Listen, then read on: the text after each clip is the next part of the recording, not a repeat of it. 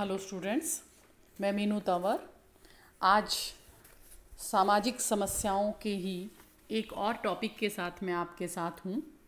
हमारा जो आज का टॉपिक है वो है मानवाधिकार, कि मानवाधिकार क्या होते हैं, कैसे होते हैं, तो उस पर हम बात करेंगे। मानवाधिकार का जो तात्पर्य होता है वो मानव के अधिकारों से होता है। सरल शब्दों में ये एक ऐसे अधिकार होते हैं जो मनुष्य को जन्म से मिलते हैं। ये किसी समाज, जाति, धर्म, रीति रिवाज, परंपराओं और कानूनों की देन नहीं है। ये सामाजिक जीवन की वे दशाएं होती हैं जो मानव को समाज और कानून के समस्त कार्यों को संपादित करने की पूर्ण स्वतंत्रता देते हैं। मानवाधिकारों का संरक्षण और उनकी देखभाल करना किसी भी उन्नत और विकसित कहे जाने वाले राष्ट्र के लिए आवश्यक है। एक प्रकार से यदि हम ये कहें कि इनका संरक्षण और उल्लंघन किसी भी देश की, राष्ट्र की और प्रगति के विकास के मानक भी हैं। हम बात करते हैं मानवाधिकारों के इतिहास की। तो देखिए, भारत के अंदर यदि हम मानवाधिकारों की बात करें तो भारत की एक बहुत प्राचीन संस्कृति रही है जिसमें वसुधैव कुटुंबकम, जियो और जीने दो के आदर्शों पे भारत हमेशा चला है। मानवाधिकार जो है इसी सार्वभौमिक तथ्य की एक नायाब कृति है, या यूं कह दीजिए कि प्रत्येक व्यक्ति, चाहे वह किसी भी जाति का हो, धर्म का हो, संप्रदाय, लिंग, किसी का भी हो, उसे सम्मान पूर्वक जीने का अधिकार है। और विश्व की सभी सभ्यताएं, संस्कृतियां, जीवन मूल्य, आदर्श, इन सभी का जो आधार है वो ये मानवाधिकार हैं। अब हम बात करें कि मानवाधिकार जो है की उत्पत्ति जो है वो कैसे हुई। मानवाधिकारों को कभी कभी मूल अधिकार, अंतर्निहित अधिकार, जन्मजात अधिकार या नैसर्गिक अधिकार भी कहा जाता है। यानी मानव को प्रकृति द्वारा ही कुछ अधिकार प्राप्त हैं जिनको मानवाधिकार कहा जाता है। प्रत्येक नागरिक का इन्हें सुनिश्चित करना उस संबंधित सरकार का भी दायित्व है।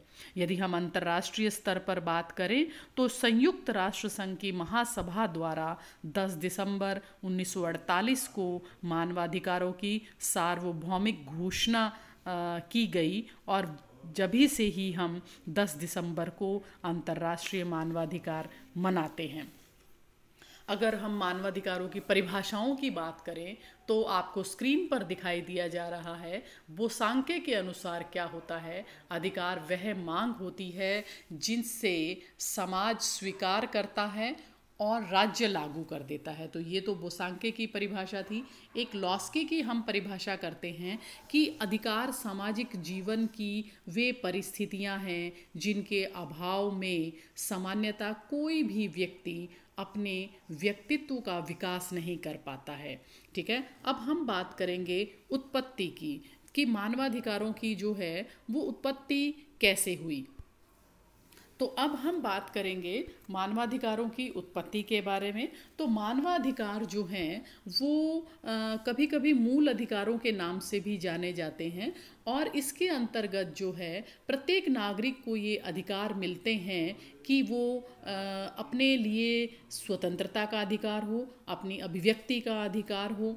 ठीक है, और साथ ही साथ जो है मानवाधिकारों का संबंध जो है वो मानवीय संवेदना, सहयोग और वैचारिक आदान प्रदान तक ही सीमित नहीं होता, बल्कि यह किसी भी सभ्य समाज, शुष्क संस्कृत समाज का एक, यूं कह दीजिए कि आधार होता है, जिसके मूल में मानव गरिमा, न्याय, निष्पक्षता और शोषण रहित न्याय अंतर्निहित होता है।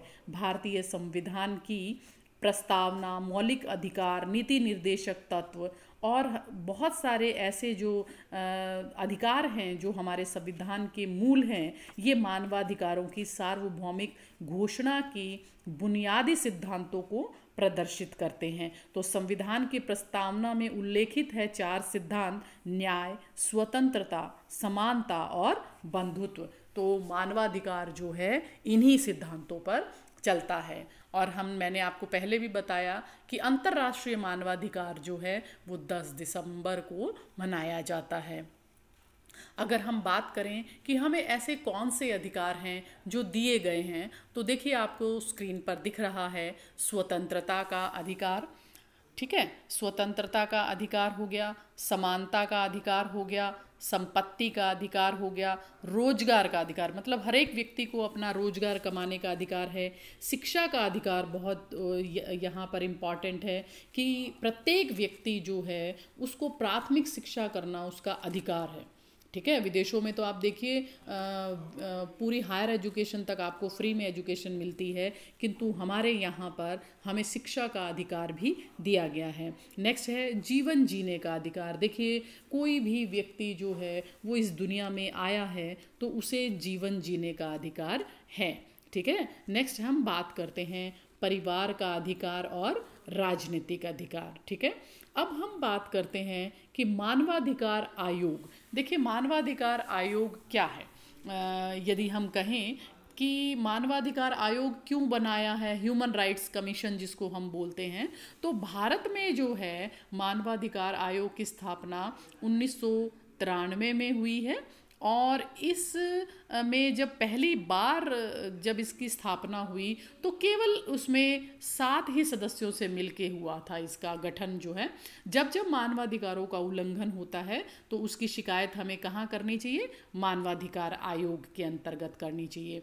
ऐसी घटनाओं में मतलब मानवाधिकारों के अंदर आयोग के अंदर हम कौन कौन सी घटनाओं को ले सकते हैं, जैसे कोई महिला उत्पीड़ित हुई है, पुलिस द्वारा किसी के साथ अत्याचार हुआ है, बलात्कार हुआ है, दलित उत्पीड़न हुआ है, अमानवीय अत्याचार जैसे बहुत बुरी तरह से मारा है, नरसंहार है, ये सभी जो है इसके अंदर सम्मिलित होते हैं। संयुक्त राष्ट्र की घोषणा के अनुसार सभी व्यक्तियों को समान रूप से 30 से भी अधिक अधिकार दिए गए हैं, जिनमें समानता की व्यवस्था और मूल रूप से व्यक्ति के अधिकारों को जो है वो महत्व दिया गया है। अब हम बात करते हैं कि मानवाधिकारों का उल्लंघन कैसे हो रहा है। देखिए वैसे तो विश्व स्तर पर जो है मानवाधिकार आयोग बने हुए हैं, किंतु फिर भी मानवाधिकारों का उल्लंघन कई बार हो जाता है और ये जो उल्लंघन है ये एक प्रकृति का नियम बना हुआ है। देखिए चाहे आप जानवर ले लीजिए चाहे आप मनुष्य ले लीजिए कि जो पावरफुल लोग होते हैं वो कमज़ोर वर्ग को दबाते हैं, तो यही इसको ही हमें रोकने के लिए जो है मानवाधिकार को जो है कानूनों में मान्यता दी गई है। किंतु फिर भी कई बार जो है मानवाधिकारों का उल्लंघन हम यूँ कह दीजिए कि केवल भारत में हो रहा है, नहीं, विश्व स्तर पर भी जो है मानवाधिकारों का उल्लंघन होता है। और आज मानवाधिकारों के उल्लंघन का इतना गंभीर संकट है, इसका अनुमान हमें विश्व के देशों में हम देखकर लगा सकते हैं। जैसे पहले यदि हम बात करें कि अमेरिका में जो रंग भेद के कारण जो है काले नागरिकों को मानवाधिकारों का हनन होता है, वहाँ पर आम बात। अभी थोड़े दिन पहले ही आपने सुना होगा कि एक पुलिस अधिकारी ने एक जो है काले व्यक्ति को इतनी बुरी निर्ममता से उसकी हत्या कर दी और जिसका कि अमेरिका में काफ़ी आंदोलन भी चला था। इसके साथ साथ हम बात करते हैं इंग्लैंड की। देखिए विकसित देशों की बात कर रही हूँ तो हम सबसे पहले विकसित देशों पर ही बात करेंगे। तो इंग्लैंड के अंदर क्या है, एशियाई और अफ्रीकी ये दो मतलब ऐसे लोग हैं, एशियाई और अफ्रीका के जो लोग हैं, इन पर वहाँ पर अत्याचार होता है। वहाँ पर ये माना जाता है कि जो गोरे लोग हैं वही जो है इंग्लैंड के वासी हैं। इसी तरह यदि हम फ्रांस को देखें या जर्मनी को देखें, या मतलब फ्रांस और जर्मनी ये माने जाते हैं कि उदारवादी देश है ना, और उदारवाद के दो महत्वपूर्ण एग्जाम्पल माने जाते हैं। किंतु दोनों ही देशों में एशियाई और अफ्रीकी नागरिकों के साथ जो है वो अत्याचार होते हैं। साथ ही साथ हम बात करते हैं कि फ्रांस में हर नागरिक, जैसे फ्रांस में आप देखेंगे तो वहाँ पर सैनिक बनना जरूरी है। ऐसा ही चाइना में भी है कि वहाँ पर हर घर में से एक सैनिक होना चाहिए, और यदि मान लीजिए वो सेना में नहीं आना चाहते हैं तो उनको सजा दी जाती है। यूनान में, साइप्रस में, स्विट्जरलैंड में, ये सभी ऐसी जगह हैं जहाँ पर हर घर में से एक सैनिक होना जरूरी है, और यदि आप इसको नहीं मानते हैं तो आपको जेल में डाल दिया जाता है।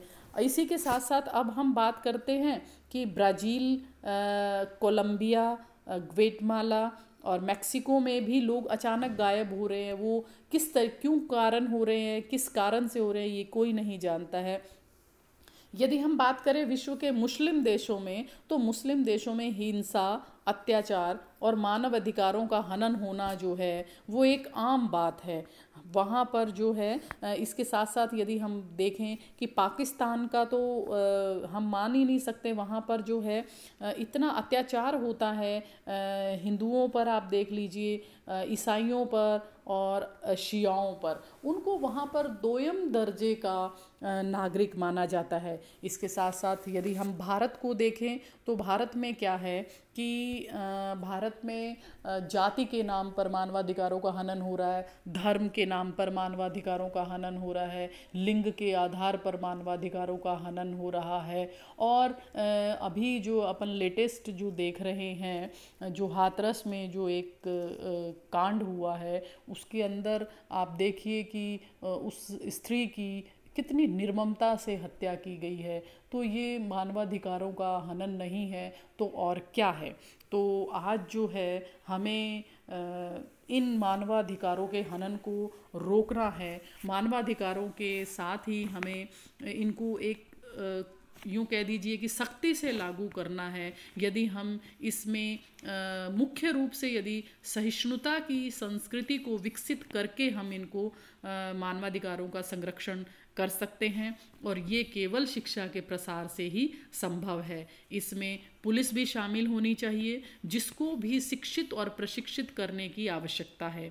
संयुक्त राष्ट्र संघ की तमाम प्रसंविधाएं, अभिसमित और कई अंतर्राष्ट्रीय समझौते भी यही कहते हैं कि मानवाधिकारों का संरक्षण बहुत जरूरी है। अनुकूल पर्यावरणीय स्थितियों की भी महती आवश्यकता है, जो स्वयं में चर्चा और विवाद का एक अलग विषय है।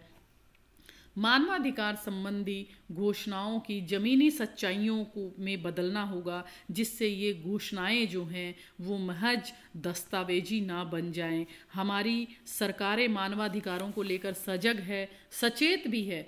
यह हमारे समाज के लिए प्रशंसा का विषय है, लेकिन इस सजगता में अभी और अधिक प्रयास लाने की आवश्यकता है। ऐसी स्थिति में यदि हम मानवाधिकारों पर गोष्ठियाँ या सेमिनार आयोजित करते हैं तो ये हमारे लिए और देश के लिए और मानवाधिकारों के संरक्षण के लिए एक बहुत ही सराहनीय कदम रहेगा। यदि आपको मेरा ये टॉपिक समझ में आया है तो आप इसे लाइक करिएगा, और आप इसे अपने दोस्तों में जो सोशियोलॉजी पढ़ने वाले हैं या जो पॉलिटिकल साइंस पढ़ने वाले हैं, क्योंकि मानवाधिकारों का जो है दोनों ही विषयों में समान रूप से महत्व है, तो आप उनको शेयर कीजिए ताकि लोग मानवाधिकारों के बारे में जागरूक हो और ज़्यादा से ज़्यादा लोगों को इस वीडियो का लाभ मिले। धन्यवाद।